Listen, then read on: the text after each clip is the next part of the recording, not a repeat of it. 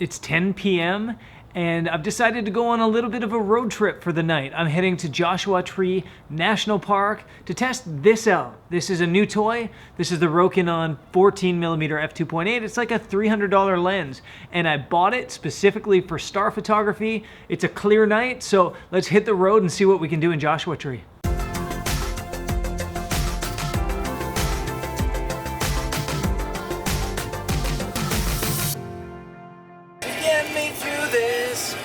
Semi-jump kind of life. One, I'm not sure how the audio quality is on this because I left the mic at home. I left my pro mic at home.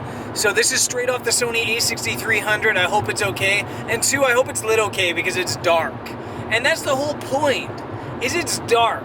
And we're gonna go shoot some stars. I just pulled over at a rest area and it's beautiful. There's so many stars out tonight and it looks like it's gonna be pretty cool. It's like a 3-hour drive to Joshua Tree. I've got a couple shots in mind that I'm gonna get hopefully when I get there. And yeah, it should be a fun night. It's cold though. It's below freezing tonight and I'm not prepared for this.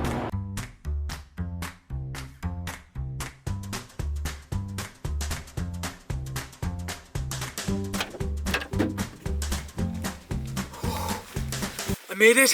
It's fucking cold. As the French would say, it's fucking cold outside. I made it. I'm at a place called Crescent Arch, I think. I was here like 3 years ago and I'm going to try to shoot it again. Although it's dark and I don't know if I'll be able to find it. It looks like there's a couple other vehicles here, so there might actually even be some more photographers here. Hopefully we can keep each other warm. Maybe we'll have a photographer cuddle party or something out there. Let's hike out and hopefully not get lost here in Joshua Tree.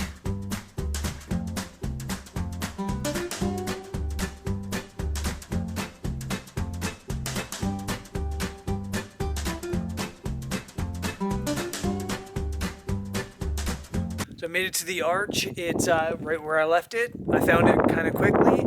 It's cool. There's lots of stars. The Milky Way's a little bit out, although it's not really in the frame where I want it. But I'm going to shoot here for about an hour. This Rokinon lens that I bought is manual aperture, manual focus. So it's a little bit of a tricky lens. That's why it's so cheap. But it does get to f2.8, which gives me an extra stop of light, which should be fun and should bring out the stars a little bit better than on my f4 16-35. So let's get shooting.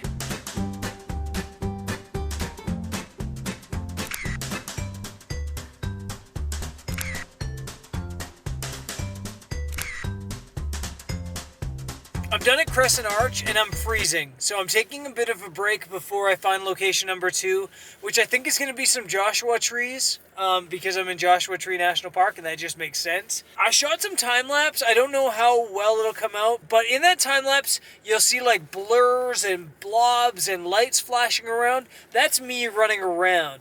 Because when I shoot star photography, just like when I do those selfies that I showed you in last video, what I like to do is set my camera up on the intervalometer, and then I like to run around through the frame and pose in different locations, be my own model for those shots. So that's why all those lights were flashing through like crazy in those time lapses. So I'm gonna sit here at the side of the road for maybe an hour, maybe have a nap.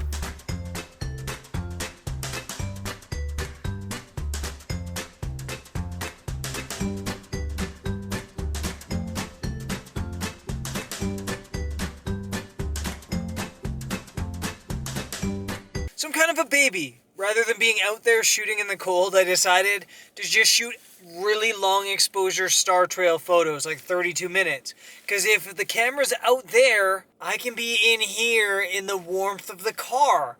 This is genius.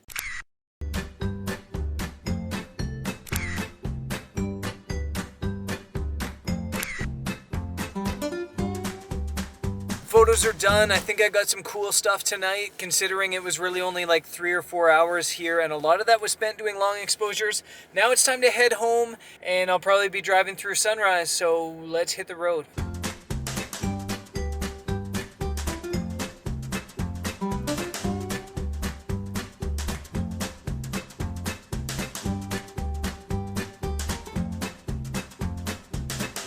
So I'm back home and I'm tired. Into the lens, I got home, I slept for like 3 hours this morning and threw my images on the computer, and they're sharp. and I'm really happy with the technical aspect of the images. They're sharp all the way to the corners. There's very little chromatic aberration.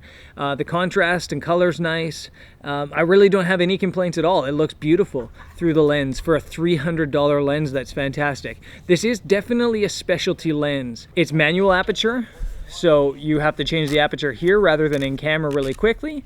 It's manual focus, so you're changing the focus on the lens as well rather than using the autofocus system. And because it's an aspherical lens, those three things make it really a specialty lens, especially for star photography, but definitely on a tripod.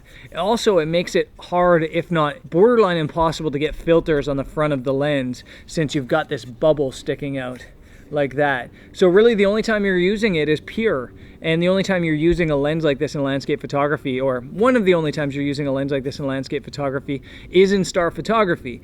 And that being said, I'm so stoked with how it came out yesterday. I really can't complain. This lens cost me less than $300 US, and today's images that I shot out at Joshua Tree National Park will probably benefit me about $1,000. So it's like I made $700 profit today, obviously minus the rental car fee and the gas. So I made like $600 today, or more or less, something like that. And so I've already had this lens pay for itself. So I'm absolutely stoked with it. If you guys are interested in this lens, I've put a link to it in the description. I've also put a link in the description to the 24mm version of this, because Rokinon makes a 24mm version of it that's f1.4. So it's still wide, you can still do stars with it, but you get even more light, so you can go even another stop lower of light, which is fantastic. So I'm really pleased with this, really happy with this purchase. Speaking of purchases, it's Christmas, or it's been Christmas, and I have to buy my own Christmas presents because I'm at that age now, and I've done a lot of that. I've spent a lot of money these past couple weeks. I won't spoil it. There's a bunch of new stuff coming, and it's gonna be fun over the next couple weeks with new gear, new vlogs, and yeah, the time coming up is gonna be cool. So stay tuned for the next show, and yeah, I'll catch you next time. Peace.